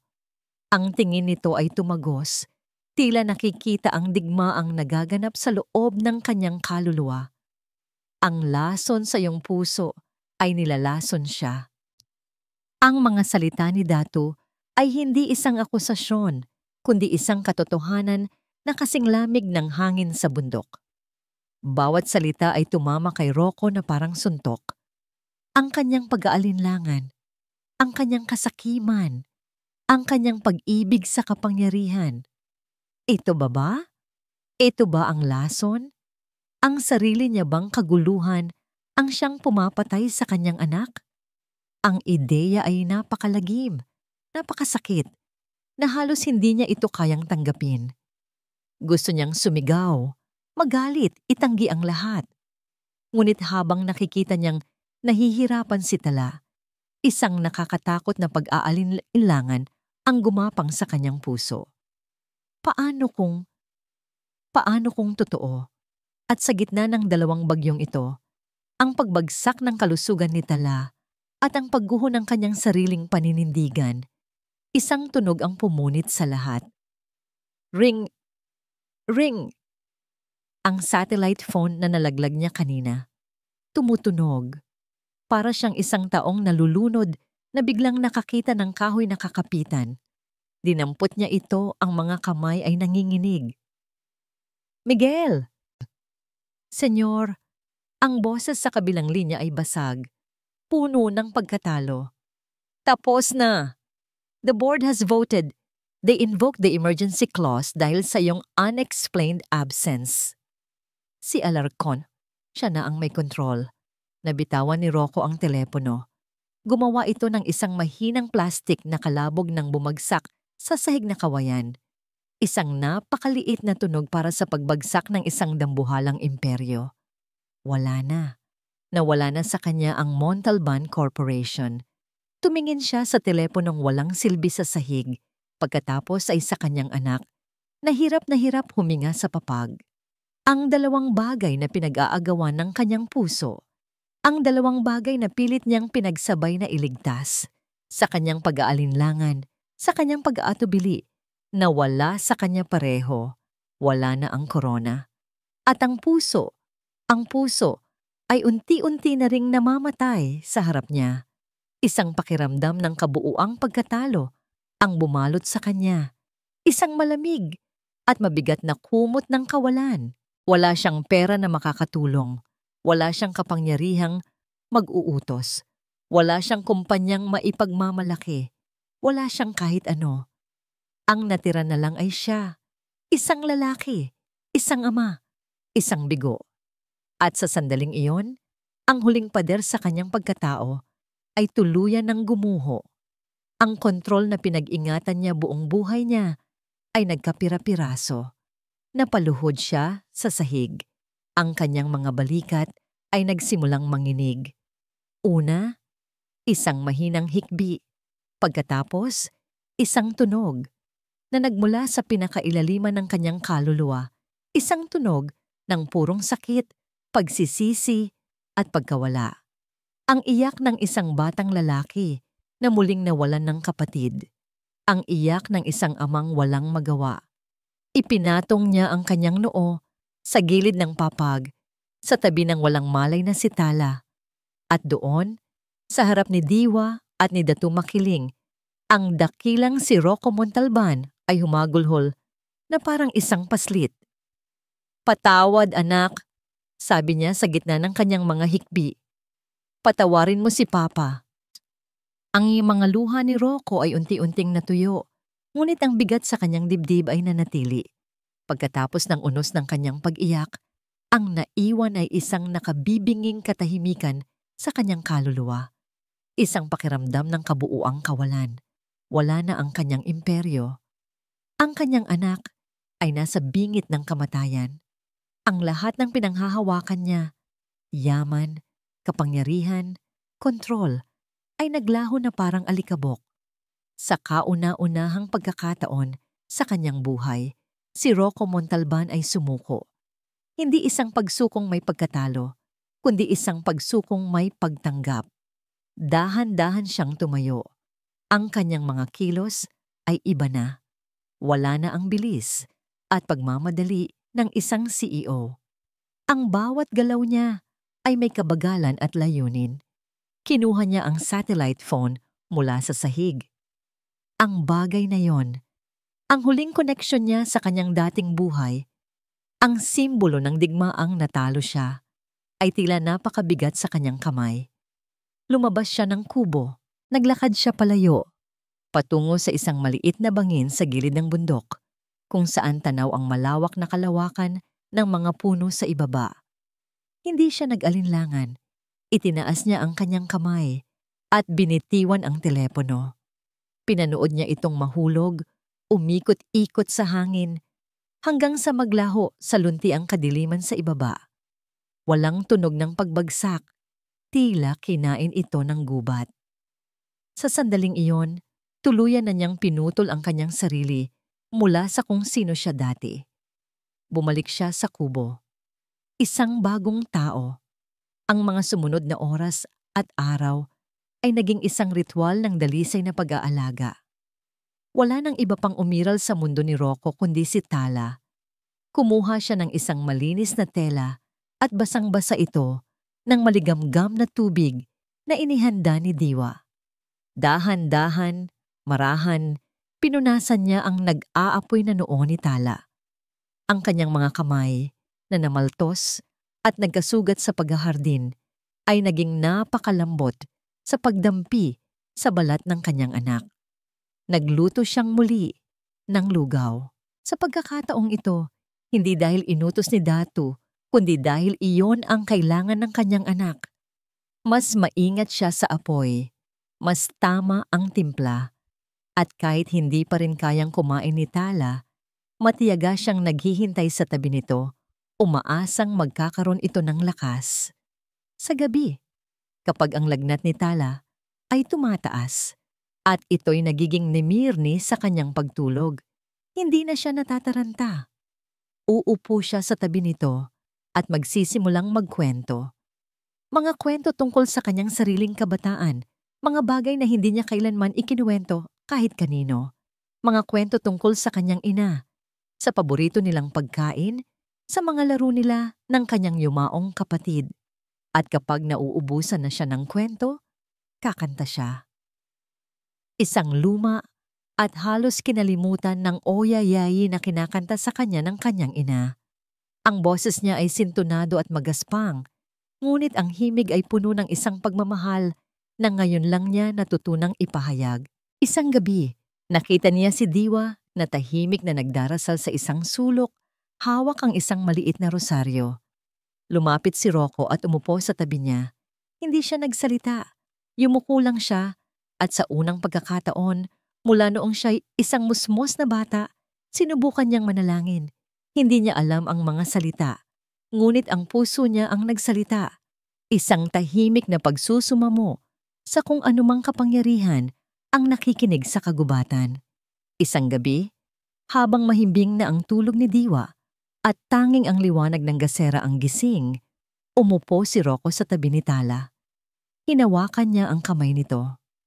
"Anak," bulong niya sa katahimikan, "kasalanan ko ang lahat ng ito." Doon, sa dilim, sa harap lamang ng kanyang natutulog na anak, sinabi niya ang lahat.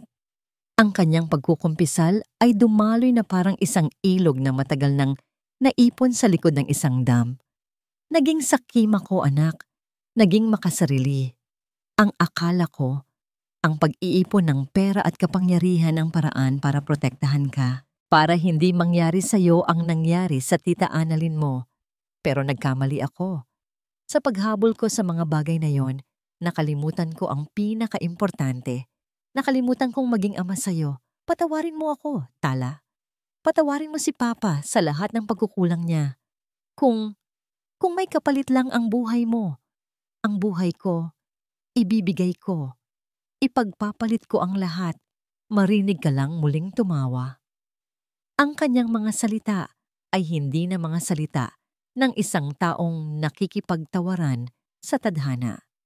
Ito ay ang dalisay at walang kondisyong pagsuko ng isang pusong tuluyan ng nabuksan. Pagod na pagod, nakatulugan ni Rocco ang pagbabantay. Ang ulo ay nakasandal sa gilid ng papag. Ang kamay ay mahigpit pa ring nakahawak sa kamay ni Tala na tila iyon na lang ang natitirang kayamanan niya sa buong mundo. Kinabukasan, nagising si Rocco sa isang mahinang tapik sa kanyang balikat. Si Diwa. Ang mukha nito ay hindi mapinta, isang halo ng pagtataka, pag-aalala, at isang emosyong hindi pa kayang pangalanan ni Rocco. "Senyor," bulong ni Diwa, ang boses ay nanginginig. "Senyor, gising po." Agad na napabalikwas ng bangon si Rocco. Ang puso ay kumabog sa takot. Anong nangyari? Si Tala, hindi na niya natapos ang sasabihin. Napatingin siya sa anak. Payapa itong natutulog, ngunit may iba. Ang namumulang kulay sa pisngi nito ay nawala. Ang mababaw at mabilis na paghinga ay napalitan ng isang malalim at ritmikong paghila at pagbuga ng hangin. Walang bakas ng hirap, walang bahid ng lagnat.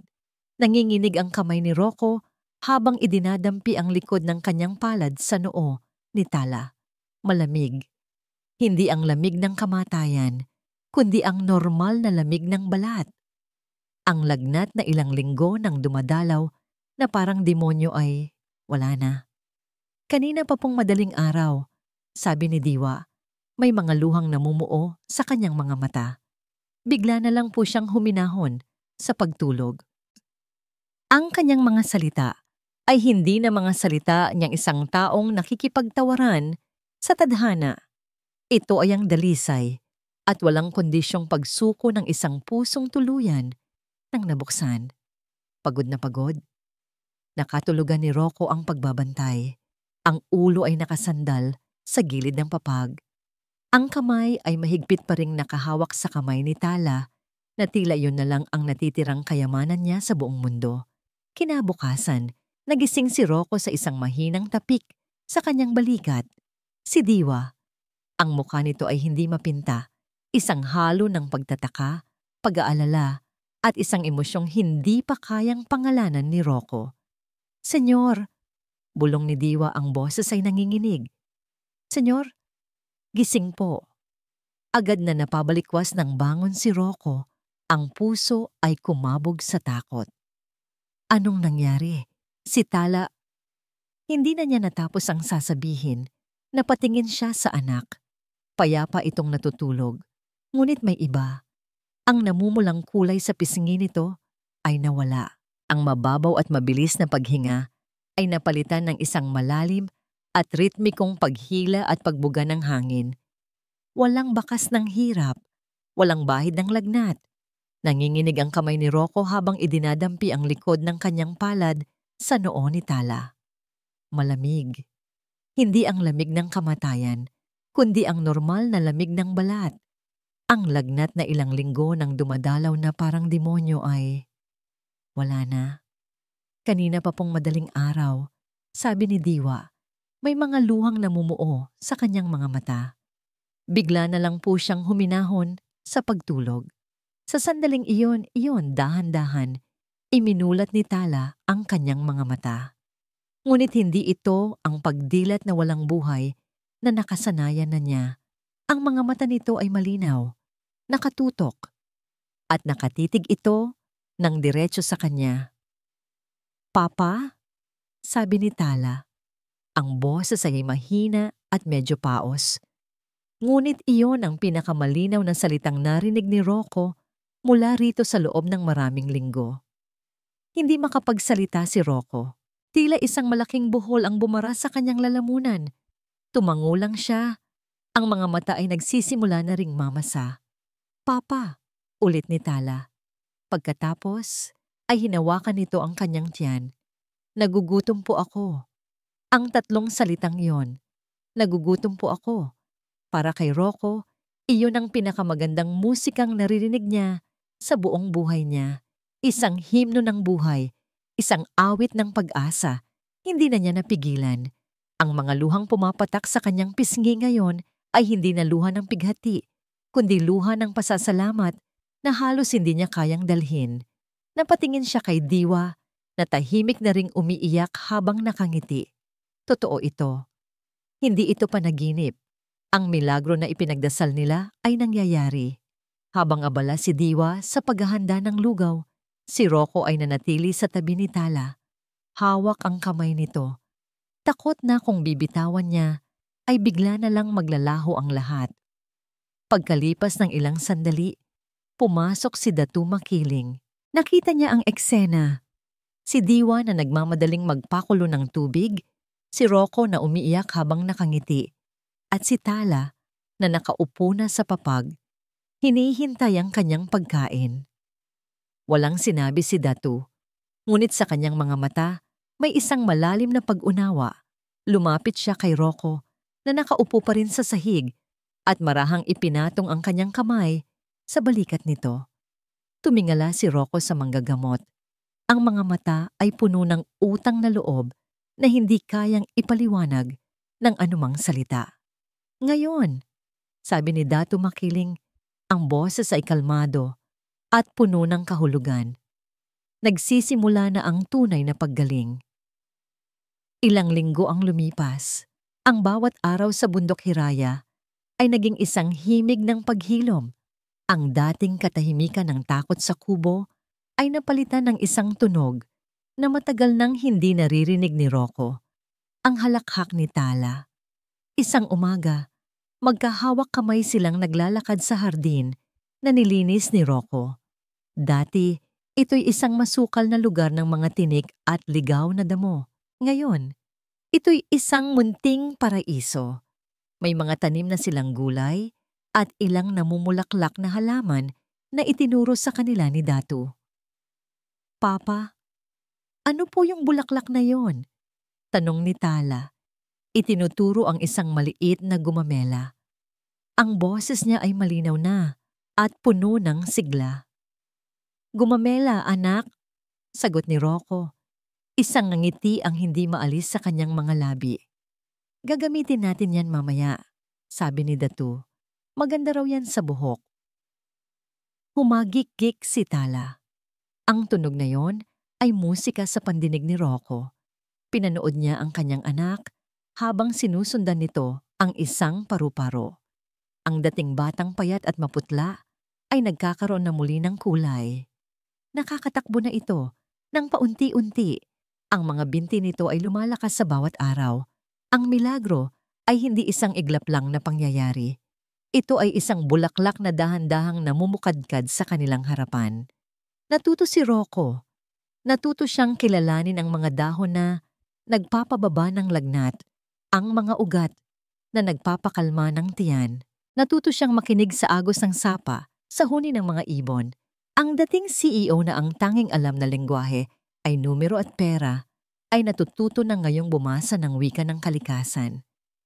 Isang gabi, habang mahimbing na ang tulog ni Tala at Diwa, naabutan ni Rocco si Datu Makiling na nakaupo sa labas sa harap ng isang maliit na siga. Umupo siya sa tabi nito. Matagal silang walang imik, pinapanood lang ang pagsayaw ng apoy. "Salamat," sabi ni Rocco sa wakas, binabasag ang katahimikan. "Wala akong anumang maibabayad sa'yo, pero salamat." Umiling si Datu, hindi tumitingin sa kanya. "Hindi ako ang nagpagaling sa kanya, Rocco, at lalong hindi ang aking mga halamang gamot." "Kung ganoon ang pagbabago ng iyong puso," sagot ni Datu. "Ang iyong pagsuko, ang iyong pagmamahal, iyon ang pinakamabisang gamot. Ang kalikasan ay tumulong lang. Ang Diyos ang nagbigay ng himala." Tumingin si Rocco sa apoy, sa mga nagbabagang kahoy na unti-unting nagiging abo. "Nawala sa akin ang lahat," sabi niya, hindi sa tono ng pagsisisi, kundi sa tono ng pag-unawa. "Ang kumpanya, ang pera, ang kapangyarihan, lahat ng akala ko ay mahalaga, nawala." Lumingon siya kay Datu, at sa kanyang mga mata, may isang kapayapaan na hindi pa nakita ng manggagamot mula noong dumating siya. "Nawala sa akin ang aking kaharian," sabi ni Rocco, "pero nailigtas ko naman ang aking kaluluwa." Sa wakas, ngumiti si Datu Makiling, isang tunay na ngiti na umabot sa kanyang mga mata. "Ngayon, natututunan mo na ang leksyon." Kinabukasan, nilapitan ni Rocco si Diwa habang naghahanda ito ng kanilang almusal. "Diwa," sabi niya, "salamat sa lahat." "Trabaho ko po yon, senyor," magalang na sagot ni Diwa. Umiling si Rocco. "Hindi Ang ginawa mo. Hindi iyon trabaho. Iniligtas mo kami. Iniligtas mo si Tala. At iniligtas mo rin ako." Tumingin siya sa mga mata ng matandang babae. "Pagbalik natin, gusto kong malaman mo. Hindi ka na lang kasambahay sa akin, Diwa. Pamilya ka na." Nakita ni Rocco ang pagbigla at ang namumuong luha sa mga mata ni Diwa. Walang salitang lumabas dito, ngunit ang isang tango at isang ngiti ay sapat ng sagot. Nang hapong iyon, lumapit si Datu Makiling sa kanila. Nakita niya si Tala na masayang naglalaro, si Diwa na naghahabi ng isang maliit na kwintas na bulaklak, at si Rocco na nakatingin sa dalawa na may ngiti sa kanyang mga labi. "Handa na kayo," sabi ni Datu sa kanila. Nagkatinginan sina Rocco at Diwa. Oras na para umuwi. May bahagyang lungkot, ngunit mas nangingibabaw ang pasasalamat. Habang naghahanda silang umalis kinabukasan, iniabot ni Datu Makiling kay Rocco ang isang maliit na kahon na gawa sa kahoy. Napakasimple, ngunit pino ang pagkakagawa. "Ano ito?" tanong ni Rocco. "Isang paalala," sabi ni Datu. Ang mga mata ay puno ng kahulugan. Na ang tunay na yaman ay hindi nakikita ng mga mata. Ang pagbabalik sa Villa Esmeralda ay isang kakaibang karanasan. Ang helicopter na naghatid sa kanila pabalik ay ang parehong helicopter na nagdala sa kanila sa bundok sa gitna ng desperasyon. Ngunit ang mga sakay nito ay ibang-iba ng mga tao. Pagpasok nila sa malaking pinto ng mansyon, ang bumungad kay Rocco ay ang pamilyar na itsura ng karangyaan. Ang sahig na marmol na kumikinang, ang matataas na kisame, ang mga mamahaling palamuti. Dati, ito ang mga bagay na nagbibigay sa kanya ng pakiramdam ng kapangyarihan. Ngayon, tila malamig at walang buhay ang mga ito. Ngunit sa isang iglap, lahat ay nagbago. Echo! Echo! Echo! Ang sigaw ni Tala, na masayang sumusubok sa alingaw-ngaw ng kanyang boses sa malawak na fair, ang siyang bumuhay sa buong mansyon. Ang tawa niyang sumunod dito ay tila isang musikang pumuno. Sa bawat sulok ng bahay, iwinawaksi ang kalungkutan at katahimikang matagal nang nananahan doon. Napangiti si Rocco. Ito pala ang kulang sa palasyong ito. Hindi ang mga gintong palamuti, hindi ang mga obrang sining, kundi ang tunog ng kagalakan, ang tunog ng buhay. Makalipas ang ilang araw, gumawa si Rocco ng isang tawag. Hindi ito isang tawag para magbanta o makipagdigma. Isang simpleng request para sa isang pulong. Sa kanyang dating opisina sa Montalban Tower, hinarap niya si Silvan Alarcon, ang kanyang karibal, ang lalaking umagaw sa kanyang kaharian. Inaasahan ni Silvan ang isang sigawan, isang pagbabanta ng demanda. Nakahanda siya para sa isang laban, ngunit ang Rocco Montalban na dumating ay hindi ang Rocco Montalban na kanyang kilala. Simple lang ang suot nito, kalmado ang kanyang mukha. At sa mga mata nito, wala ni katiting na galit. "Binabati kita, Silvan," sabi ni Rocco. Isang nangiti ang nasa kanyang mga labi. Napakunot ang noo ni Silvan, naguguluhan. "Anong laro ito, Montalban?" "Walang laro," sagot ni Rocco. "Nasa iyo na ang korona, Silvan. Alagaan mo. Alagaan mo ang mga empleyado. Marami sa kanila ang matatapat na tao." Natigilan si Silvan. Hindi ito ang inaasahan niya. Ang tagumpay na pinakahinintay niya ay biglang nawalan ng tamis. Paano ka mananalo laban sa isang taong ayaw nang makipaglaban? Ang pagiging kalmado ni Rocco ay tila isang sampal sa kanyang sariling kasakiman. "Umalis ka na sa bundok. Anong nangyari sa'yo?" tanong ni Silvan. Hindi maitago ang pagtataka. "Natagpuan ko ang isang bagay na mas mahalaga kaysa sa lahat ng ito," sabi ni Rocco. Iginala ang tingin sa opisinang dati ay kanyang mundo. "Sana, balang araw, mahanap mo rin yon."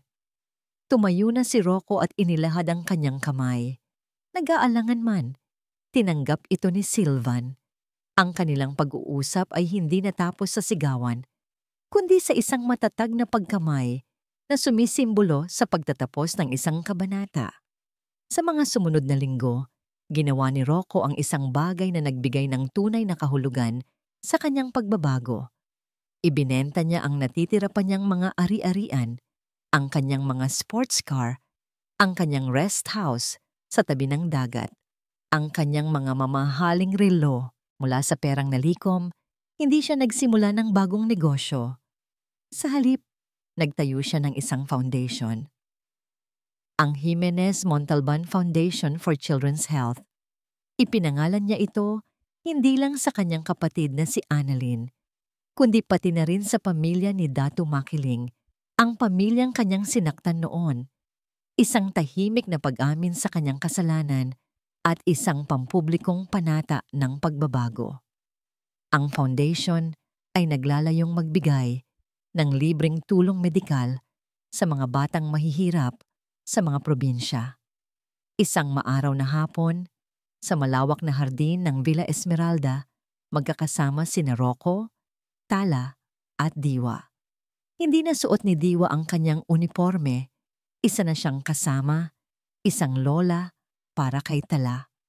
May daladalang maliit na pala si Tala. Si Rocco naman ay may hawak na isang maliit na puno, isang sapling. "Dito natin itatanim, Papa?" tanong ni Tala. "Oo, anak," sagot ni Rocco. "Dito, kung saan masisikatan siya ng araw tuwing umaga." Hinukay nila ang lupa. Ang mga kamay ni Rocco, na dati sanay lang sa pagpirma, ay ngayon ay masayang naguhukay sa lupa kasama ang kanyang anak. Inilagay nila ang maliit na puno sa butas at tinabunan ito. Kinuha ni Rocco mula sa kanyang bulsa ang maliit na kahon. Nabigay ni Datu Makiling. Binuksan niya ito. Sa loob, tulad ng inaasahan niya, ay hindi ginto o anumang hiyas. Isang buto, isang maliit, payak, ngunit puno ng potensyal na buto ng isang puno. "Ano yan, Papa?" "Ito ang simula, anak," sabi ni Rocco, habang ibinababa ang buto sa lupa, sa tabi ng ugat ng bagong tanim na puno. Ang paalala na ang lahat ng malalaking bagay ay nagsisimula sa maliit. Tumayo silang tatlo. Pinanood nila ang kanilang bagong tanim na puno isang simbolo ng kanilang bagong buhay. Niyakap ni Rocco si Tala at inakbayan si Diwa. Habang papalubog ang araw at ginintuan ang kulay ng paligid, napagtanto niya ang tunay na katotohanan. Nawala sa kanya ang isang imperyo yon ng salapi at bakal, ngunit ang ipinalit nito ay higit pa. Nakatayo siya ngayon sa gitna ng kanyang tunay na kaharian. Isang kahariang hindi nasusukat sa laki ng gusali o sa dami ng pera sa bangko, kundi sa init ng pagmamahal at lalim ng kapayapaan sa kanyang puso. Nahanap na niya ang yaman na hindi kayang bilhin o agawin ni Numan. At iyon, para sa kanya, ay higit pa sa sapat. At dito po nagtatapos ang makulay na paglalakbay ng puso ni Rocco, Tala at Diwa. Mula sa kaibuturan ng aking puso, nais ko pong magpasalamat sa inyong lahat, mga minamahal kong tagapakinig, sa pagsama ninyo sa akin sa bawat kabanata ng kwentong ito. Hindi po magiging buo ang salaysay na ito kung wala ang inyong mainit na pagtanggap at pakikinig. Habang isinusulat ko ang bawat tagpo, kasama ninyo akong naramdaman ang bigat ng dibdib ni Rocco, ang pag-asa sa mga mata ni Tala, at ang hindi natitinag na pananampalataya ni Diwa. Ito ay isang paglalakbay hindi lang para sa kanila, kundi para na rin sa ating lahat. Isang paglalakbay pabalik sa kung ano ang tunay na mahalaga.